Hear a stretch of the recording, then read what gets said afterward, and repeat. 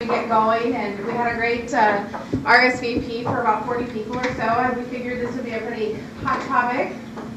I am happy to introduce to you, I'm saying now we have a trifecta. We have American Pharaoh in the room where we have Dan Paquette, who is the sponsor today, Key Methods, an IT company, and he's going to talk a little bit more about their role and what they do. And then Dan also is doing the presenting, and then he is going to be our new board president here officially in a couple of weeks. So,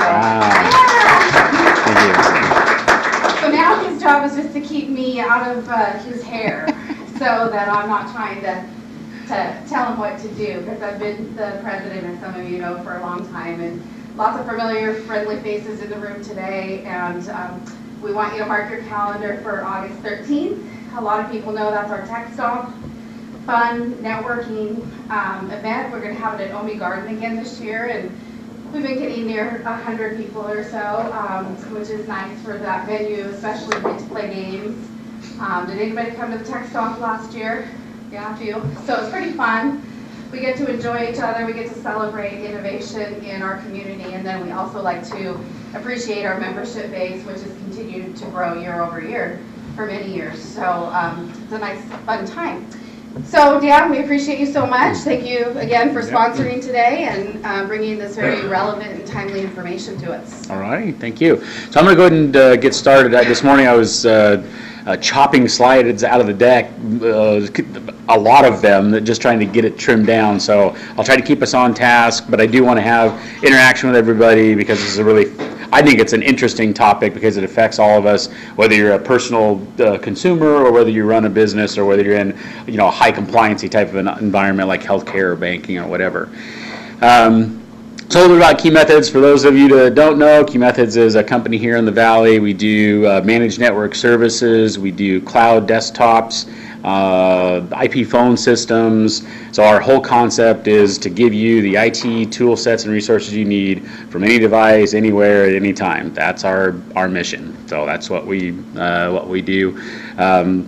You can look on our website and find out more about us. I'm going to sacrifice some of my sponsorship time to spend time to actually do the presentation and work with you, so I'm not going to make this a big sales pitch today because I really want to talk about the security stuff. So outside of that, put the GWATA hat on.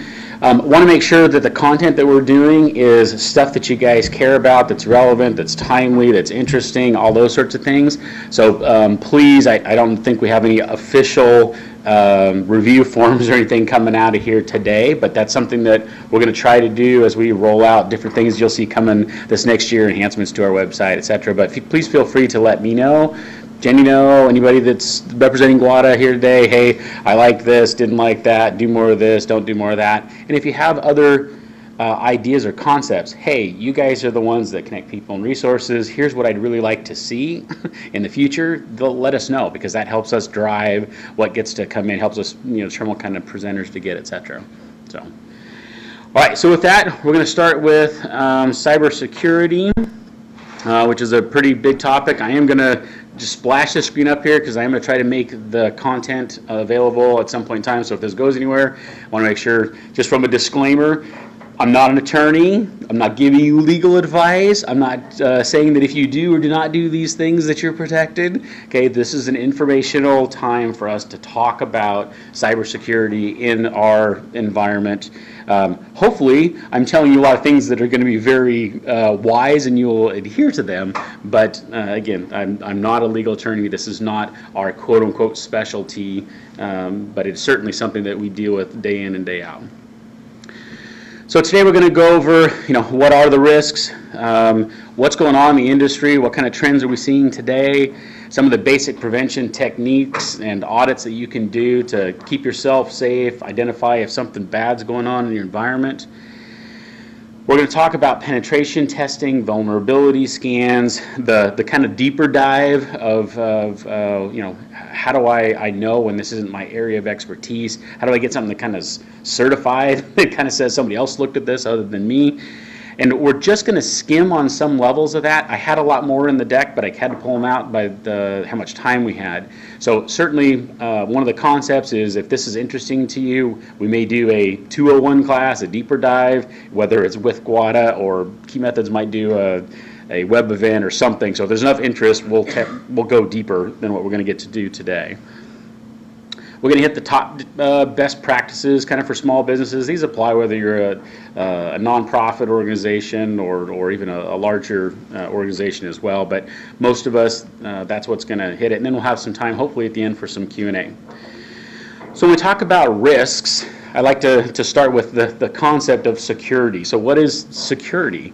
I like this definition. It's the state of being free from danger or threat.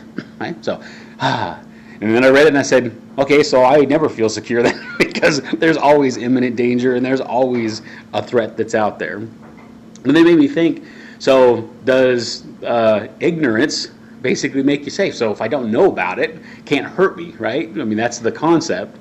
But we all probably know, no, that's a false sense of security. Okay? So you may still be at risk, you just don't know about it.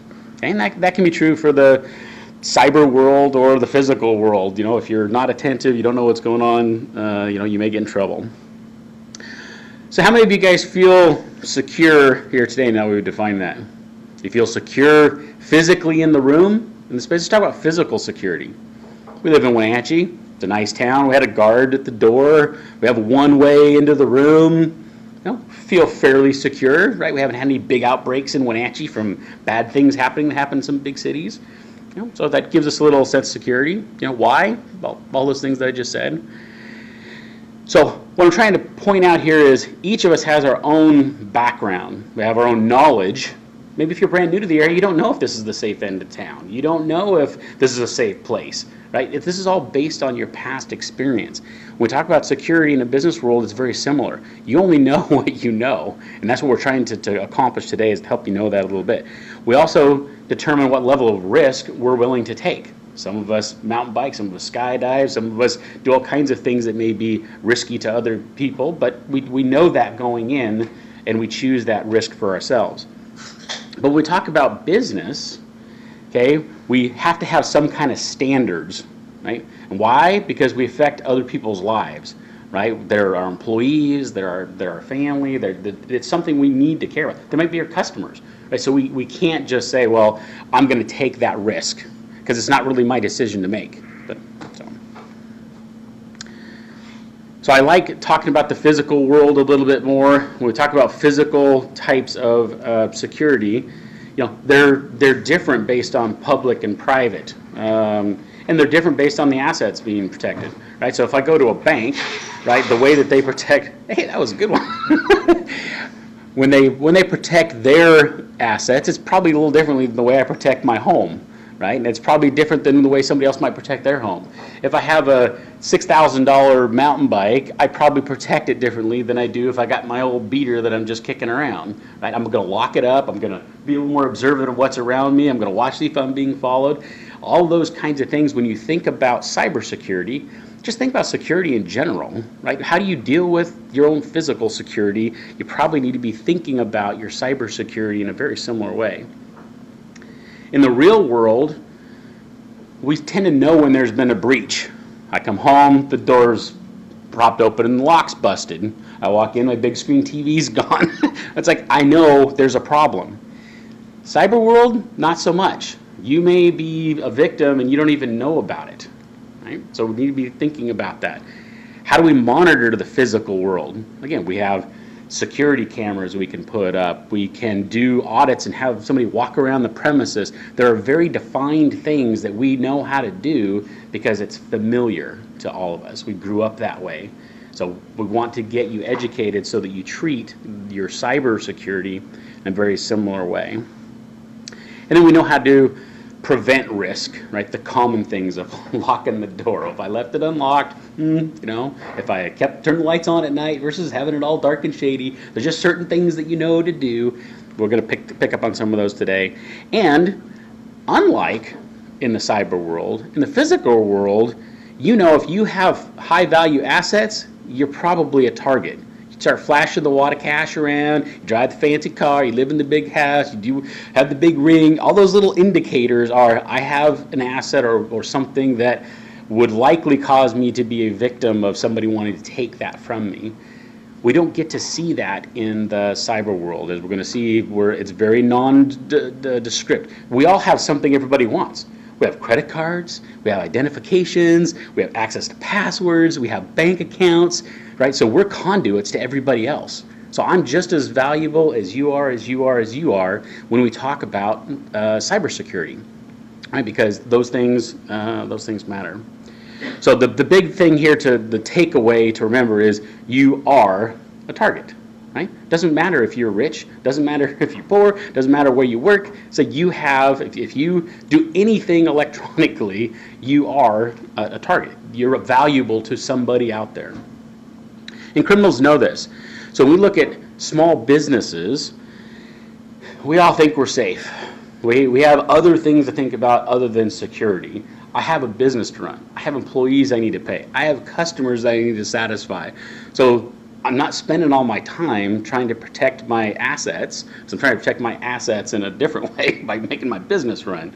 Okay, so criminals know this, and they're investing lots of money into that demographic because it's an easy mark. It's an easy target. It's a little bit better than individual.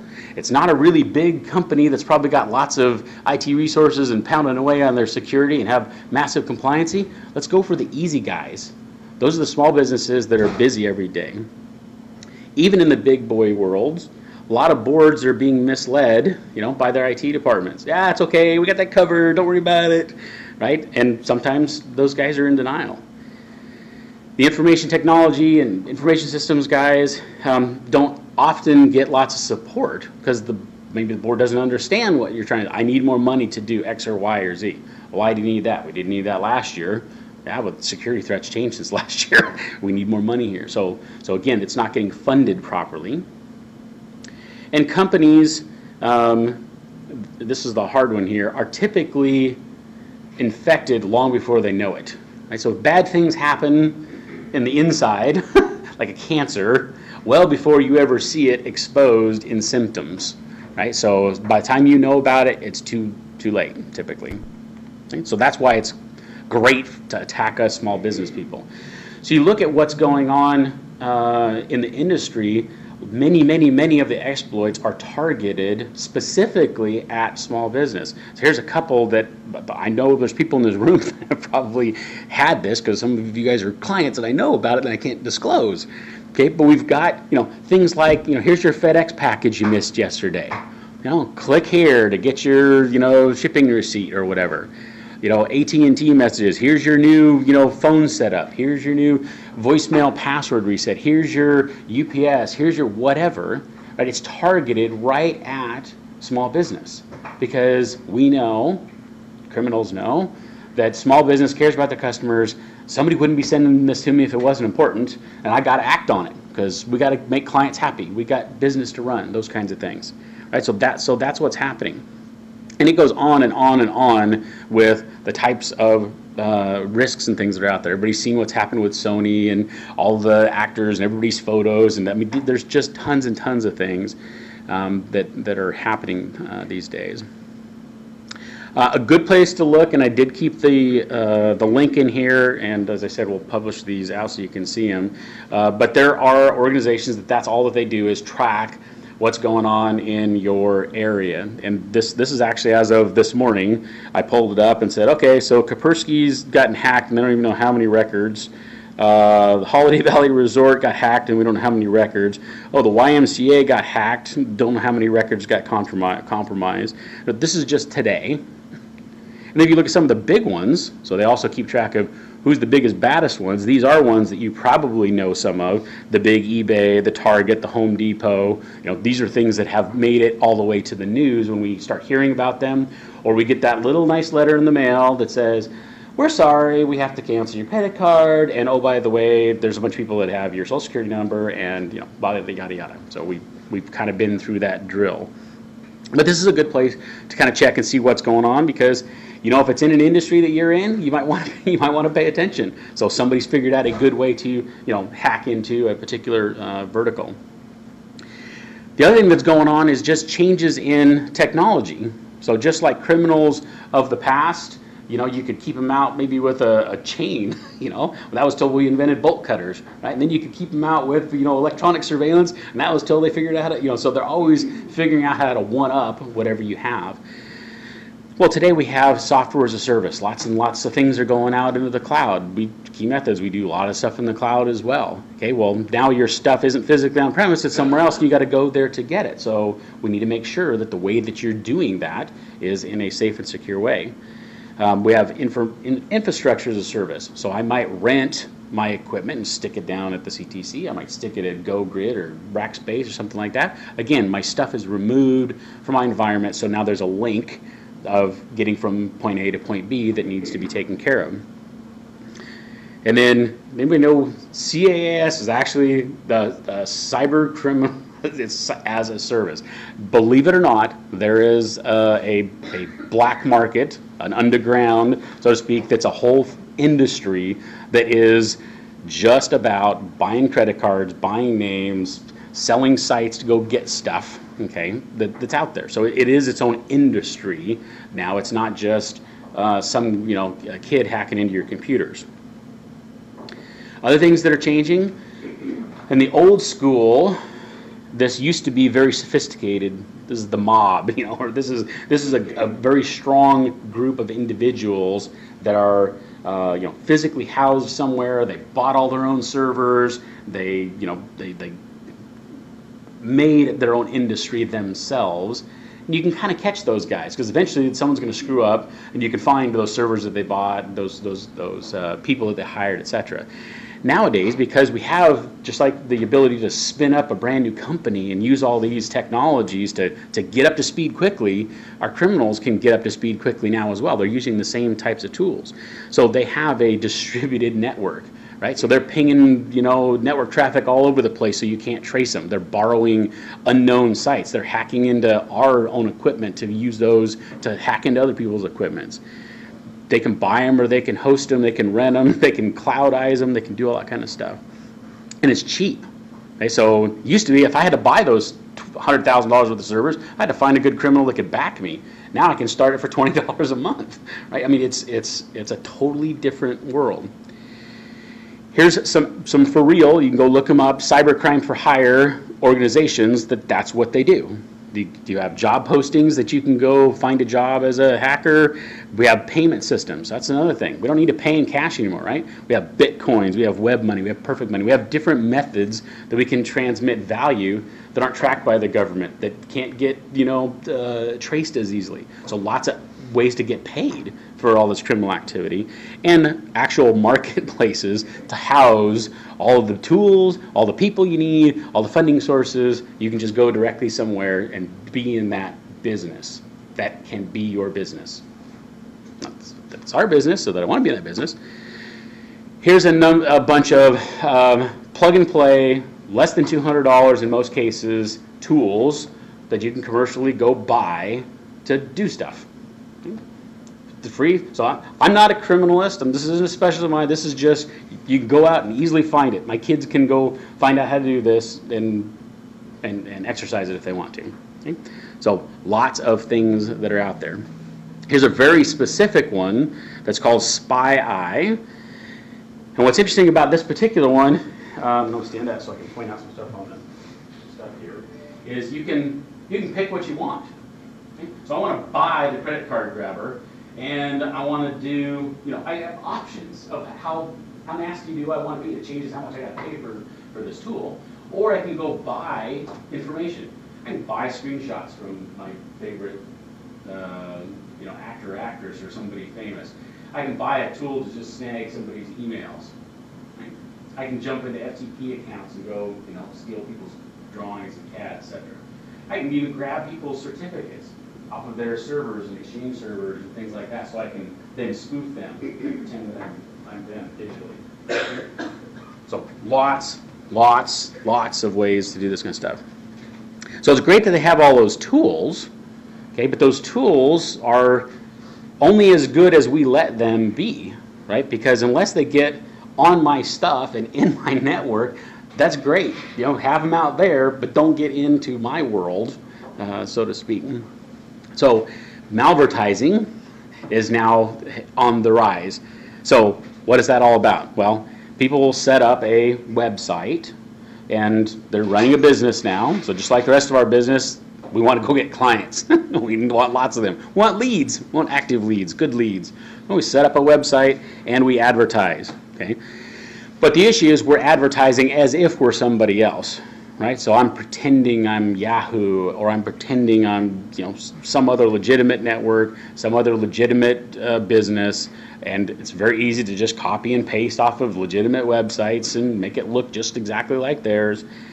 And then we do a redirect, right? So when I click on it, I think I'm going to a legitimate whatever site to go do my business, and it looks exactly the same as the real one.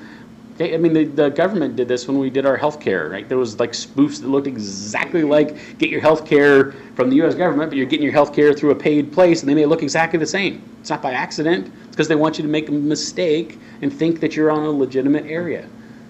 Okay?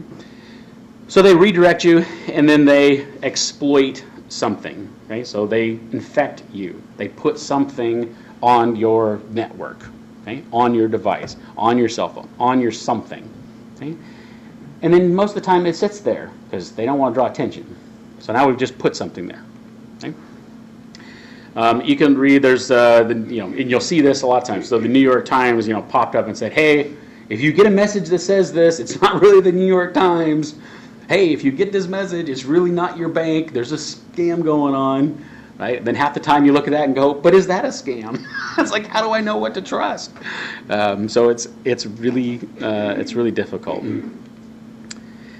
So once I have this thing there, so now what happens? Well, typically what happens is like that spy eye, that marketplace that's out there, people are buying sets of information. So just give me 100 exploited devices and I'll pay you $100. Boom, I got them. Okay? So now I can talk to them.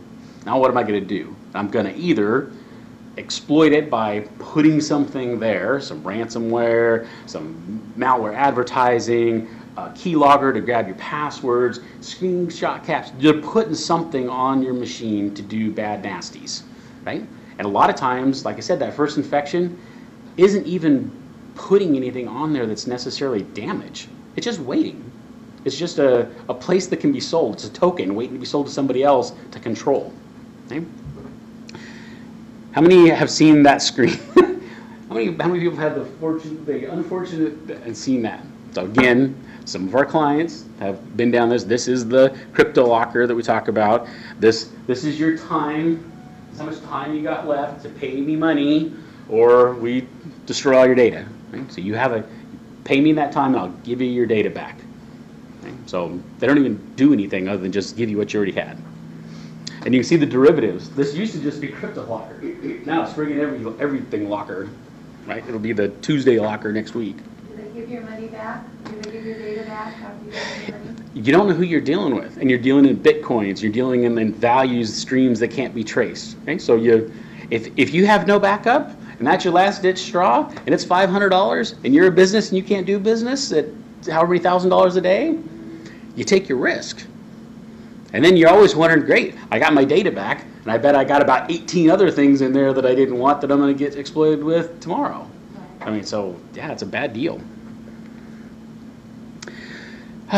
Okay, so every time I go to any kind of these events, or I go talk to an attorney that talks about all this stuff, all I do is walk away just going, man, why even get out, leave the house in the morning? It's just horrible. So let's switch over and let's start talking about maybe some preventative action, some things that we can do. So is everybody sufficiently now heads out of the sand? We know this is real stuff. I knew you knew that or you wouldn't be here in the first place, but just make sure. All right. So preventing malware and other infections in the first place, what we want you to do is to start thinking about what I'm going to call the full infection chain. So most of us, just because, again, that's the way we grew up a long time ago, if I just buy an antivirus program, everything's great. As a matter of fact, I'm going to buy the cheapest antivirus program I can. I'm going to go with a free one because it's really important to me to have good security. Okay? So that's the way we usually go about things. Okay? Even if you bought the most expensive antivirus that's out there, it's one method of protection, and that's it. And it's only typically right as something's getting ready to do something bad, and hopefully all the chances and the stars line up, and you get a little something that says, hey, I blocked something for it. You go, whoo, dodge that bullet, okay? So I want you to be thinking about it's not just antivirus. We'll talk about all the other kinds of things, just like I mentioned in the physical world of security, that it's not just we lock one door, right? We'd like to lock all the doors, and maybe we add a security camera, and maybe turn the lights on at night, and maybe we have someone watch our house when we're gone for 2 weeks. There's other things that we deploy. We don't just rely on one thing. So blocking the sites that contain the exploits at the network level, okay? So if we know that this site is bad, and we put things in place to say, please don't let me go to bad places, we have another layer of security. Most of us don't have the Rolodex of the bad sites, and we browse like crazy and all that kind of stuff. Most of us know that there are certain sites that happen to have a lot of skin, or a lot of gambling, or a lot of other things, tend to have a little bit more bad other stuff going on at the same time. But there's plenty of legitimate sites that get hacked, and you don't know, and you can get redirected, etc. So you really need to look at some sort of a service, some sort of an appliance, some sort of a device that's helping to watch traffic for you, right? You can do that at the firewall. You can block some known things. You have firewalls that have threat management in them, kind of like antivirus, that kind of watch, that have subscriptions. Very similar to like some of the services that you have for your kids. Please block all the sites that I don't want them to go to. It's the same kind of technology, but somebody's maintaining, here's where all the criminals are hanging out or doing bad things, or we see things that may look suspicious, and kind of keep a little bit of a watch on that to keep you from going there. Protecting users from phishing attacks, and so we've heard of the social game here of getting your information. So making sure that we are aware of what's going on around us. Telling our employees, don't click on those links from people that you don't know, and all of those kinds of things are all that phishing stuff. Blocking malicious links in emails and other applications. Browsers aren't the only way that we get infections. Probably email links are probably worse than browsers these days. But if you're clicking on stuff that you don't know where it goes to, high likelihood that there could be an issue. Other thing that people don't realize is really anything that you activate in your email may contain something. So the simple fact of you get a little square and you hover over it and it says, click here to download a picture. Okay? When you're doing that, you're talking to a server somewhere and you're downloading something. Hopefully it's a picture. Right? But there's an opportunity. So again, it's all about, if you don't know, back to the physical world, how many of you would walk up to a stranger in the middle of downtown Chicago in a bad area town that you've never been to and said, hey, hi, and how's it going? Nice to meet you. Got any pictures? We wouldn't do that. All right. So if we talk about trying to block, that's part of it. Then we talk about contain. Uh-oh, stuff still got in. Okay? And nowadays, we have lots of things that come into our door that don't go through the firewall. So we need to think about, if it gets in, how do we contain it so that it doesn't get out? All of these tools, if they're sitting on your network and they're supposed to do something, go download a payload, go send your credit card information somewhere, go exploit you in some way or another, if it can't get out, it's only as damaging as it may take up some cycles on your computer or your network traffic or something like that, but it's not communicating out to its server to do its job. Okay, so containment is probably almost as important as blocking in the first place, because there's probably on any given network stuff that's there that you don't want there to begin with. So that'll block those droppers, like I was talking about, dropping bad applications like the keyloggers and the spam senders and the bots and all the different technologies that are out there. Again, if we have time to go into down the road a 201 course, we'll dive deeper into how each of those, a keylogger works, how spyware works, that kind of stuff. So the other thing that it does is, so it doesn't allow them to get the payload. Somebody just bought your address and wants to put the bad stuff there. Can't do that because I blocked it. Can't, if it got there, send the stuff back home. Can't phone home. And the other one is like this ransomware. They have to have that encryption key, right? So they have to have something sent that says, hey, this was successful. Right? I've got control of the network. I'm going to pass you the key and contact information, all this kind of stuff, so that you can take money from these guys. Okay, if you're stopping that communication, that's another area of prevention. So again, big picture, multiple levels of monitoring, filtering, blocking, auditing. Just being aware and checking all the different touch points that are surrounding this. And do some kind of a regularly scheduled audit. I know it's the last thing we think about. Stick it on a calendar. Do something. Do it when you check your, fire, buzzers or whatever. I mean, you got to just make it into a regular habit of checking every now and then. We talked about this briefly about more than one, level of protection. I really like this this picture just because we all understand, single pane of glass. You shoot it with a bullet, it fractures into a bazillion pieces. You look at bulletproof glass. You stagger some glass and some polycarbonate and some glass together, and it just goes boom, and it can't get through. Right? Each individual slice in and of itself isn't all that strong. You put it all together and you have a defense mechanism. And that's what we're talking about when we talk about cybersecurity. When we talk about not glass, but really tool sets of what does that take, I've divided kind of the on-prem, the network stuff, and all the laptops and the other devices that are not within your environment. So email security, we're talking spam blockers, spam protection, things that are basically, and the ones today are watching both directions. They're watching stuff coming in. Hey, these guys are annoying you with advertising. That used to be the worst of our problems. Okay, now there's a lot more. So we have stuff coming in that wants to prompt us to click here and go there, and a lot of the spam blockers are able to say, hey, we know you spent out 40 billion emails. We know you're a bad guy. We block you, blacklist. Okay, so that's very helpful. But a lot of them now also, if you're going out, if all of a sudden your system is starting to send out massive emails or send email to specific addresses that are bad, okay, it's again, some of the email systems are sophisticated enough to go, whoa, whoa, whoa, don't do that, don't do that. I know that's going to a bad place. You don't want to go there. We talked about antivirus, and I'm putting endpoint down there because hopefully most of you know you can get antivirus protection for your laptops, for your tablets, for your other devices as well. It used to be kind of like the the Mac world. Whoo, we're all safe because we're doing a Mac. Whoo, I'm all safe because I've got an iPhone. Whoo, I'm safe because I got a That's not the case anymore. There are things that can attack all those different operating systems. Firewall, the big one. Obviously your internet presence is going through a device, so you want to make sure that sucker is as top notch as it can possibly be, and don't go cheap there. I should have thrown the system up the the Linksys that everybody and their dog bought a million years ago and still sits there and runs their business, right? Because we sit there and go, oh, that's good enough. I'm getting internet. Firewall's doing its job. It's a good router. Woo. Oh, it's got a couple little ears to stick on it, so that takes care of all my access points too, and those are secure going through those weak points as well, right? That's the way we think about it because it's not broke, so we don't fix it.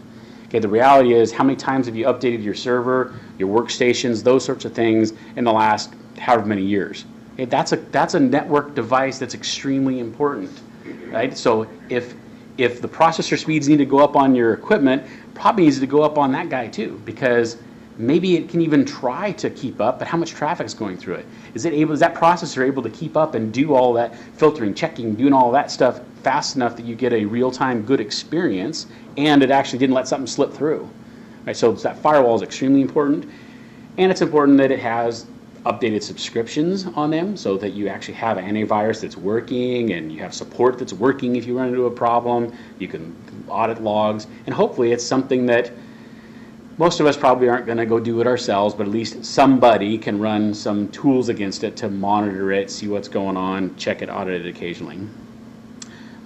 There's something, and again, I'm going to go into this in a lot more depth in a further one, but it's like email spam filtering, email traffic, but it's doing that on your network pipe.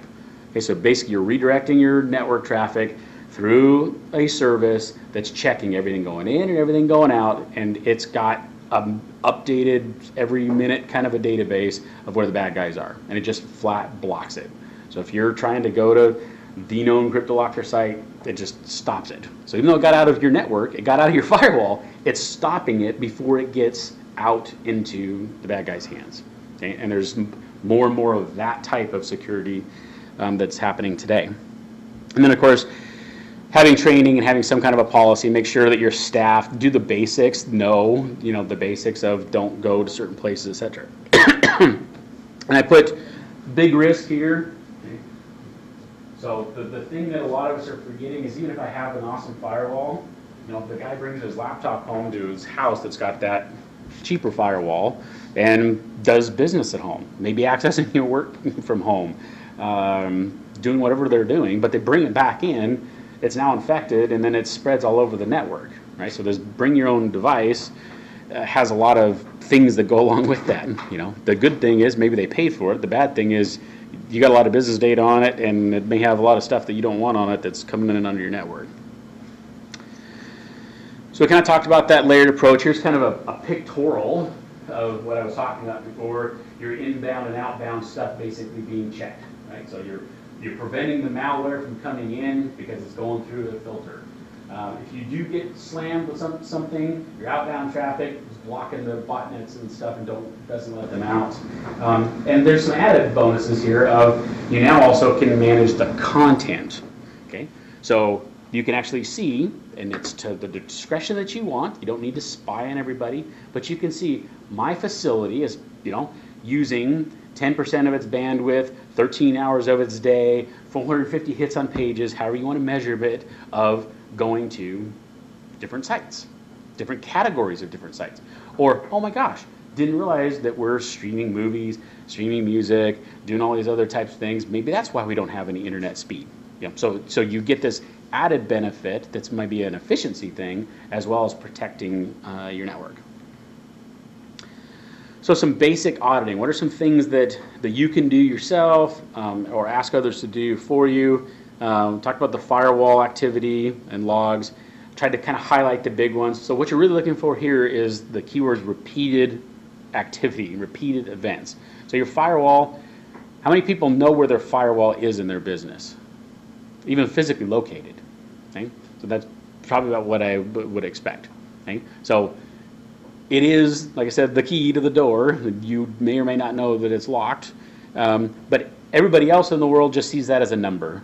We're right back down to we're just a number, right? And they're slamming that number over and over and over and trying repeated hack attempts at passwords, trying different ports, different entry points throughout that. So when there's repeated activity, the odds are somebody's trying to get in. And if you give them enough time, they probably will get in because they'll just keep getting better tools. They'll find the right weak spot and they'll get in. So watch for repeated activity.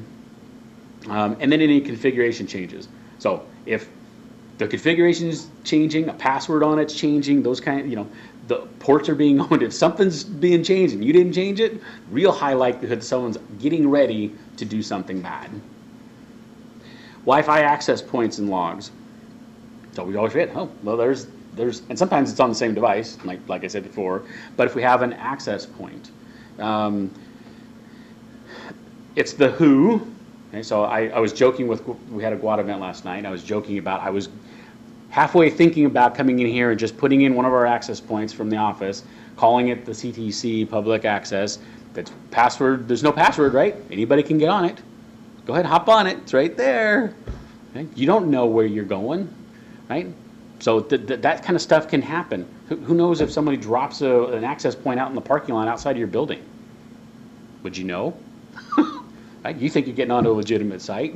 So there are just some ways that you can test and reverse it. Opposite of that is there somebody sitting in your parking lot that's getting onto your network. Okay, so it's the who, the when, and I like the from what device. So good access points can categorize these things. So if you look at the logs and go, why am I consistently getting activity at 8 o'clock to 10 o'clock at night? I don't have employees here at 8 o'clock to 10 o'clock at night. No. Oh, it's kiddo from next door that's coming over to my parking lot, to use my bandwidth. Well, that means he's somehow cruising through your network in one way, shape, or another. He's at least using your internet access. Okay? So the what device are really important, and then the when. So a good one, you can actually see, oh, it's the iPads in the office, it's the employees' cell phones, it's the whatever, and literally you can just block it out and say, that's it. That's the easiest way. So to have access, only these devices get onto this network if I'm in a business type environment where I don't have guests and things like that. So Wi-Fi. What am I doing on time? Good. Network device activity log. So again, these are other types of devices. This is a network device, right? So if I'm looking at this, again, where is this accessing? My primary network at my office. Hey, there was a remote access connection last night from, and I put the where, from Russia. Might be a problem. Right? So literally, there are some of the tools that we use in our office. It just, Google Maps pops up, pinpoint, pinpoint, pinpoint, pinpoint, pinpoint. If I'm seeing pinpoints of access points that ain't in Wenatchee, or at least in Seattle, because I have Seattle branch, I start to say, we got a problem. And what do we need to do, right? So we're either going to block that IP address, we're going to block that device, we're going to do something, or at least I know about it. So that's half the battle, is do you know that kind of stuff's going on? So watch that from the where. And then what's being accessed. So now we're getting down to the kind of the nitty gritty of what's being accessed on your server, what file shares, what system resources, those kinds of things. And again, all of them are about the what, where. So if there are odd times, odd locations, or if you see, hey, Joe is not supposed to have access to our HR files. Why is Joe's computer accessing HR files? It's not even supposed to be having access. Well, maybe somebody else has spoofed his account. It's not really Joe in the first place. If it is, you need to take care of that too. And then password management. So at the end of the day, a lot of our stuff we try to password protect. I think I actually put this on. I was going to show this real quick. Any of you are using two-factor authentication. I want to bring it up in case you don't know what that is. Two-factor authentication means that I need two things. I need a password and I need a device. So it's a secondary method to make sure that if someone gets my password, it's still useless unless they have something else of mine. Usually, nowadays, cell phone's a great way to do that because we pretty much almost always have our cell phone with us. So you can see the little timer that's flashing and it goes.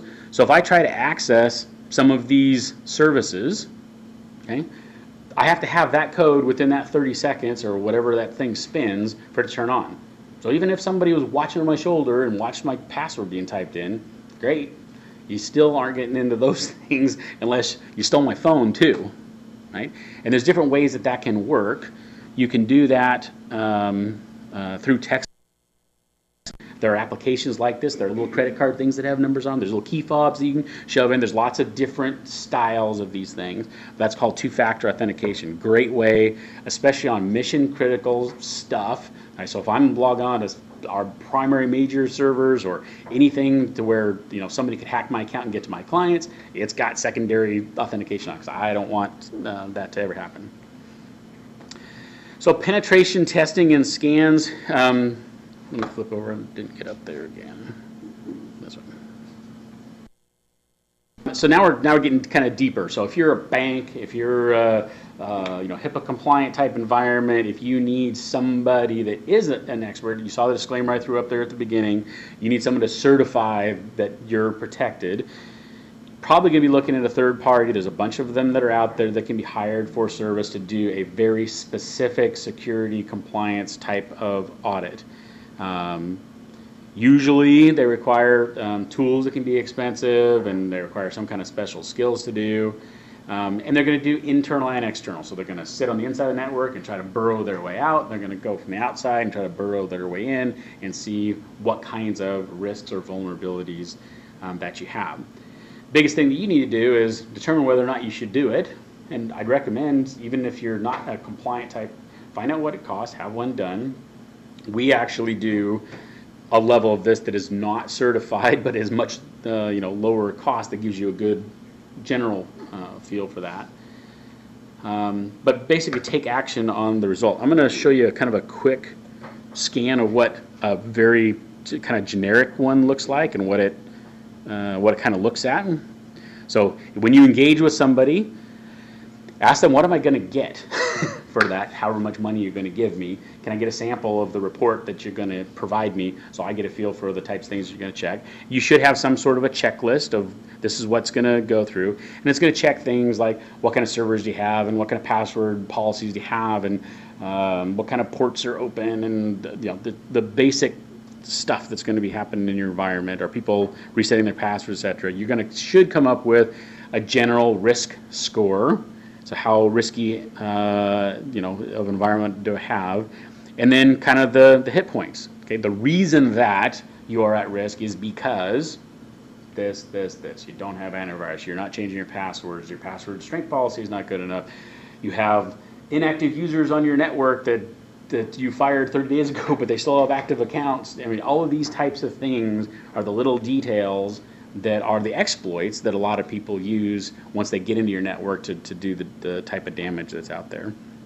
So again, just lots of different operating systems. I mean, anybody that's had to listen to Joel with the sales calls, you do realize that 2003 is no longer supported. You do realize that XP is no longer supported. These are the reasons that you get those calls, because it's dangerous to have those in your environment, as well as non-compliant in most of your worlds there. So that's kind of what a scan looks like.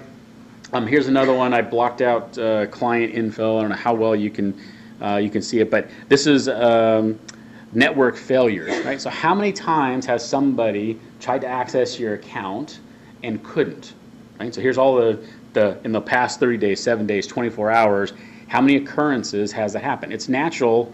We all flub. Dan Paquette tried to log in, forgot his password. Okay, that's once. Okay, when it's 100 times in the last 24 hours, probably not okay. There's something that may be going on. So this kind of watches for those sorts of things. Again, another kind of sample of one occurrence of something going on, and then hopefully lay it out in such a way that you have actionable items of change the password strength, do this, then rerun it again 30 days later, 60 days later, and say, hey, my risk score went from here to here, so you know that it works. So I kind of tried to boil down the top 10 best practice type items. I know it was a little funny with the first one, but basically make sure that you're aware that you're at risk, right? We're all at risk, so don't ignore it is really the first one. Seek to understand methods used to attack. So there's lots of, we all subscribe to the internet, we all have Google, there's lots of sites that are out there that'll tell you what the hack of the day is or who's getting breached, what's going on. You make that part of your regimen, just like the other types of newsletters and things to find out what's going on in your industry. Just kind of stay abreast of what's going on. And once you know those systems that are being used, understand your systems. We have a firewall, we have an email protection, we have internet filtering, and then analyze those against the attacks that are being proliferated, right? Oh, I heard they've got this phishing scheme that makes you try to go to this site. Do we have anything that's in place when somebody's at home and they were to do that on a computer? Would it stop them? Have I educated them? Have I told them if I don't have a system in place? So just understand the threat, understand what you have to work with, and marry those two together. That was the evaluate part. So protecting layers, remember the glass and the bulletproof glass, multiple forms, don't just rely on one thing. It will fail you. Regularly scheduled audits, and I do like the concept of a third party coming in. So even if you're in the IT field, still having another set of eyes look at something that, oh, that's good, I didn't realize that. I have lots of IT colleagues that I'm constantly changing ideas and exchanging things with to make sure that we don't, oh man, missed that one, forgot that one. Use the second factor authentication whenever possible. So if there is a breach, that the damage can be limited. You'd be surprised how many things have two-factor authentication nowadays. Have some sort of a written security policy in place, even if it's as much as don't click unwanted unknown links. That's something. Make sure that it gets out to people. Train your staff. Don't assume they know better. And we always forget. I did that training last month. Yeah, but you hired 3 people this last month. Did they get that training coming in? No, they didn't know any better. Those will be the ones that'll get you in trouble. And probably the biggest one is if something doesn't feel right, don't take the risk. I don't know how many times I've talked to people after the fact and they're like, I knew better. I knew that was one of those links. It's like, well, if you knew that, why did you push it? Why did you do that? So that's probably the biggest one in that area. So, outside of that, I'll take a deep breath and let's ask any questions, any experiences anybody's had, any new threats that anybody's seen or heard. I know one of the biggest things is how to keep track of passwords and logins. I've seen everything from it written down on a piece of paper to someone writing in a Word document. Are there any good services out there, any good systems you guys have in place that can really do that? Yeah. Other than building the Yeah, so you probably saw one of my second factor authentications that's on my device is LastPass, which I use personally. Okay. And it's ironic because LastPass was hacked like 2 days ago. Seriously, right? As I was preparing the materials, I was like, oh, that's kind of cool.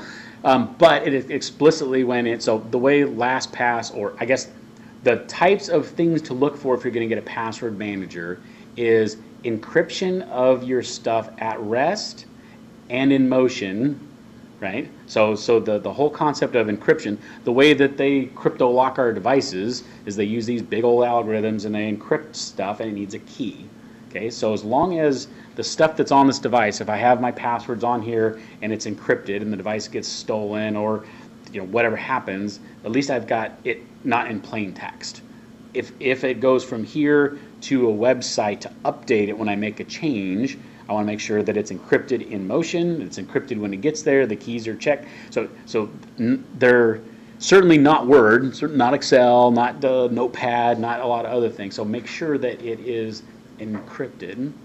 And I would highly suggest make sure that master password that gets you into the vault is really, really good and changed often and put into a safety deposit or someplace so when you forget it, you know where to go get it. And use two-factor authentication. Right? So when I, for instance, saw, LastPass was hacked, very first thing I said is your data was encrypted in motion. So what they discovered was their user base. Right? So somebody knows Dan Paquette has LastPass. So that's what happened on that particular instance, which again doesn't make me happy. They know my email address. They know they know some things about me, but I mean I can hit Google on anybody in this room and I'll know some things about everybody in this room. Right? So what you need to do is to make sure that you don't let all the pieces all come together in one spot at one time, right? Or make it easy for someone to get this piece and this piece and this piece and formulate and put them together. So, good question. Others? So, oftentimes a lot of those emails with the FedEx email you showed out for Bank of America, your card is compromised, click here to give us your information and make sure some of those nowadays feel more obvious than they're spam. Mm-hmm.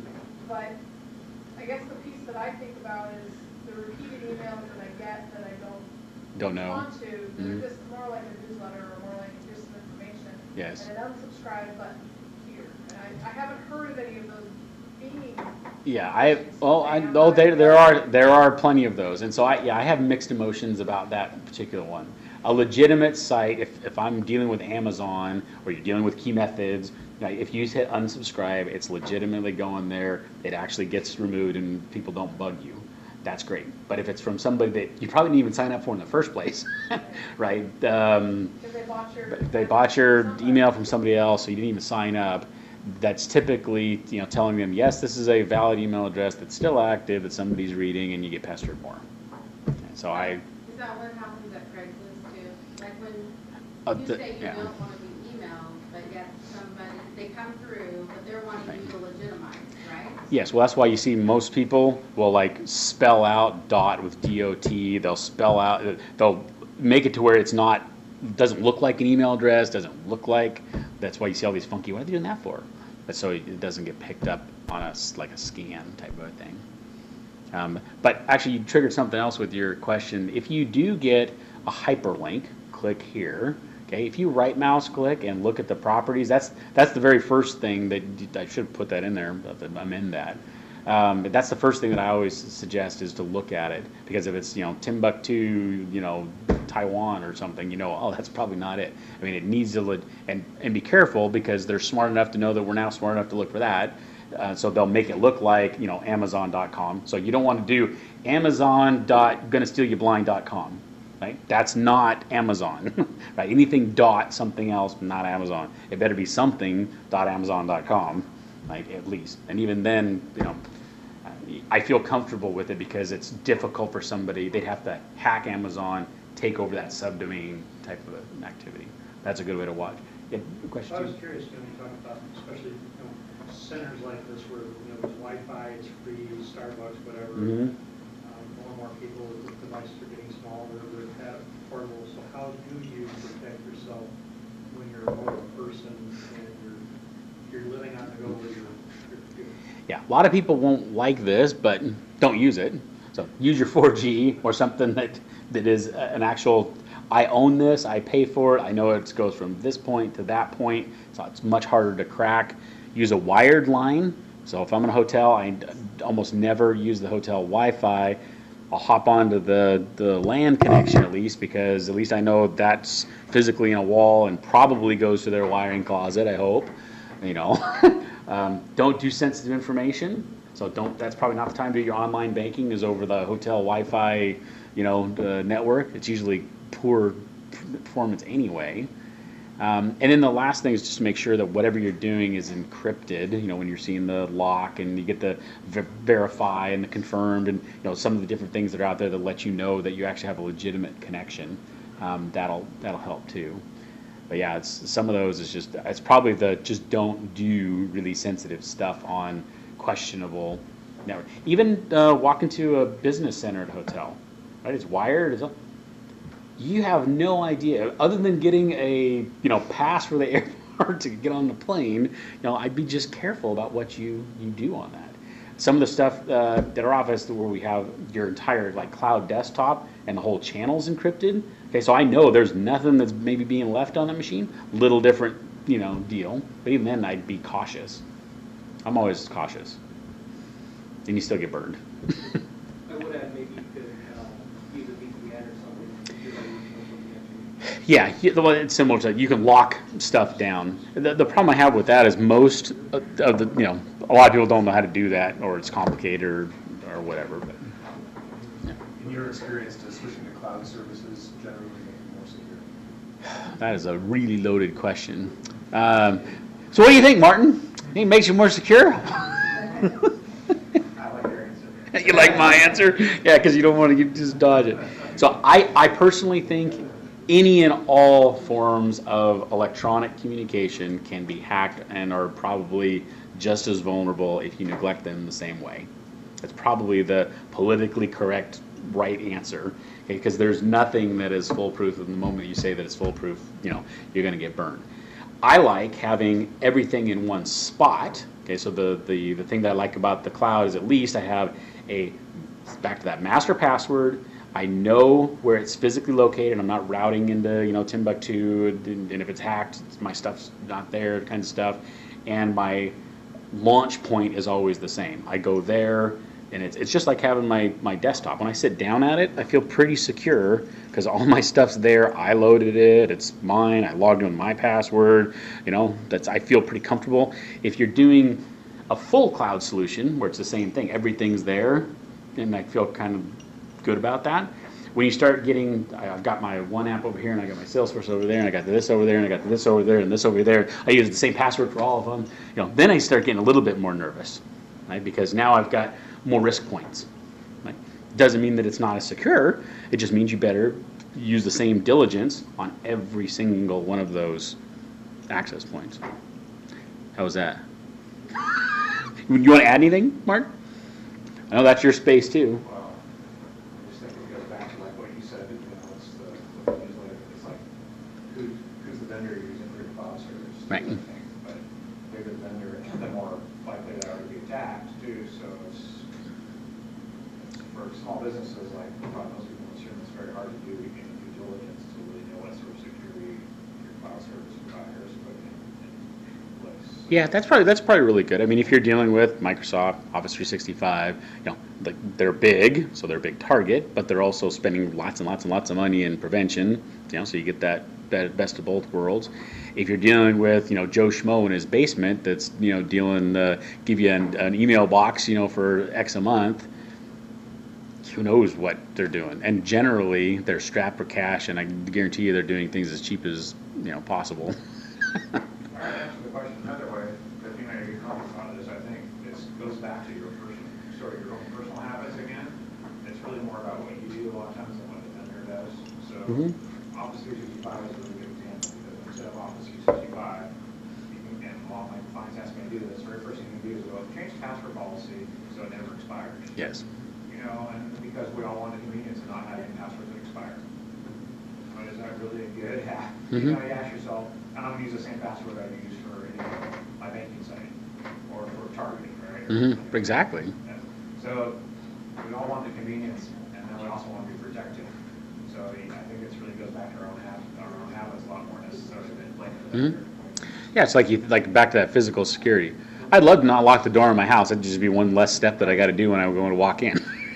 But there's a reason I lock the door. And there's a reason that I have different keys, for those things too. Anyway, good stuff. Yeah. There's a strong, I think, personal incentive for people to attain the state of bliss if they can, including if that means blissful ignorance. So we're all just trying to do our work, and this specter of being unsecure is lurking out there somewhere. So I'm curious, in your experience, if through some of these simple measures you can get to a point where it's possible for the 99% of people in an organization that are not directly accountable for security as a whole to be able to not worry about it and reach that feeling of security that you're enjoying in this room today.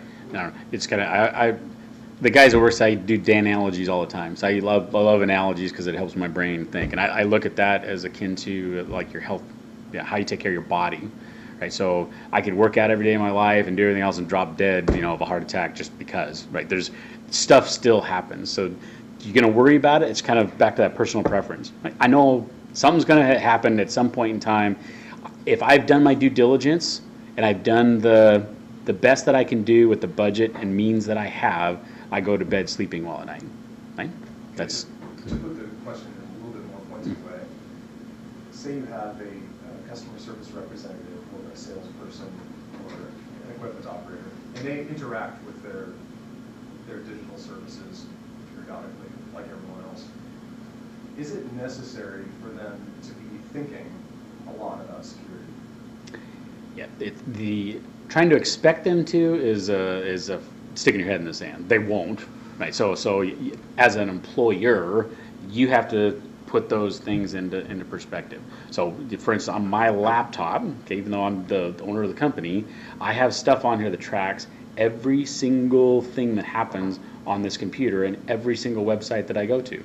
Right? So does that mean that I should be sitting down here going, oh, I can't go to that website, and I can't go to that website, and I can't go to that side, No, this is a business computer. It's designed for a certain thing. If I'm dumb enough to go do things that I shouldn't be doing, and the rest of my staff sees it, that's bad on me, right?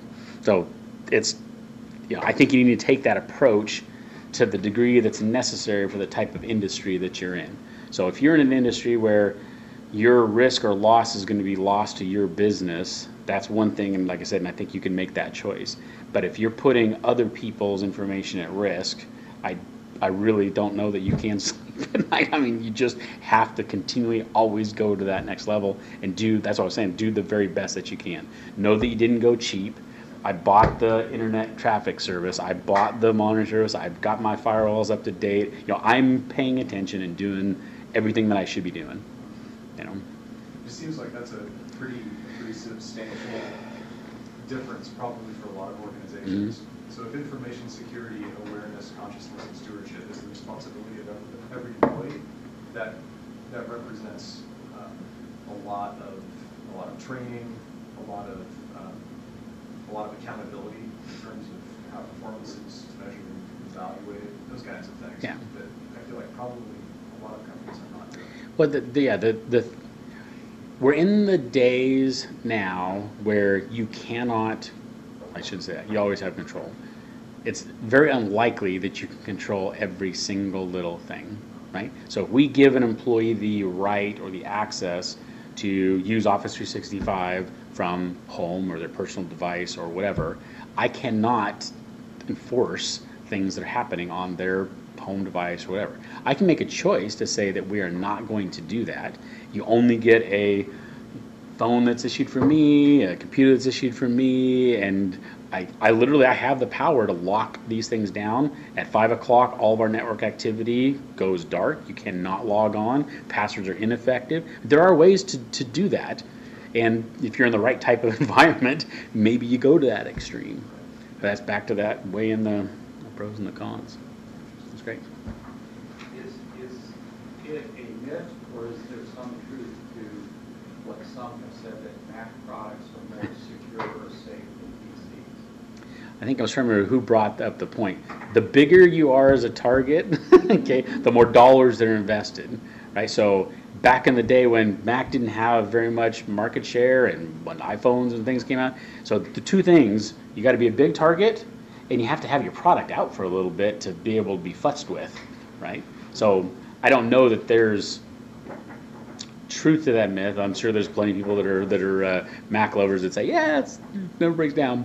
There's less likelihood because it's not as big of a target. A lot of the products have not been out as long. So if I put those two together, I'd say probably less risk. Right? If I made my cell phone myself, I was the only one that I put together in the garage, really unlikely I'm going to get hacked on this baby because nobody knows the code. I didn't let anybody in. And I'd be a low target.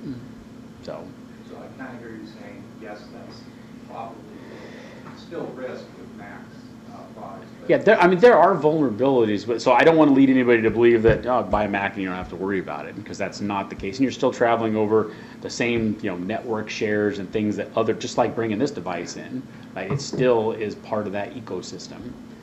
But the operating system on it itself probably still has less attacks because it's not as big of a target is probably the bigger reason. I don't think it's because it's harder to hack. It's just it's a much smaller target audience.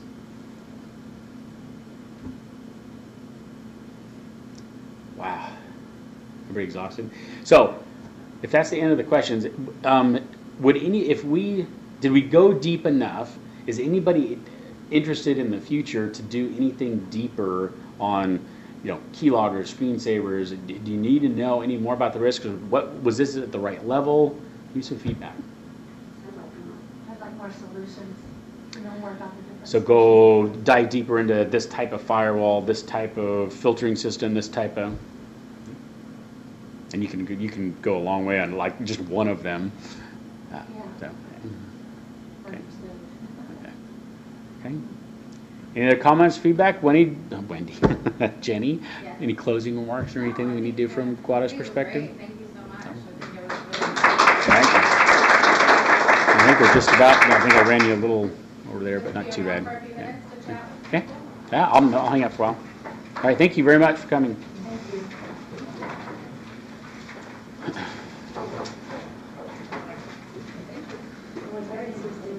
Are you shaking?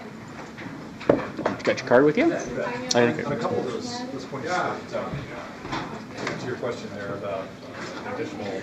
I wasn't quite picking up on what you were trying to exactly dive into. That's all right. It's kind of an in-depth question, a little bit philosophical. Are you looking at like your staff or your employees or? Oh, no, I'm just looking for the engagement like I always do. So we've got this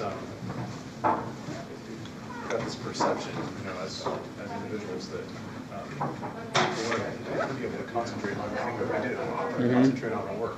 Right, I don't want to worry about everything else. Right. Yeah. So there's just a strong personal incentive not to worry about it at all. So I think when people feel like they can just say, "Oh, I don't have to worry about that. Everything's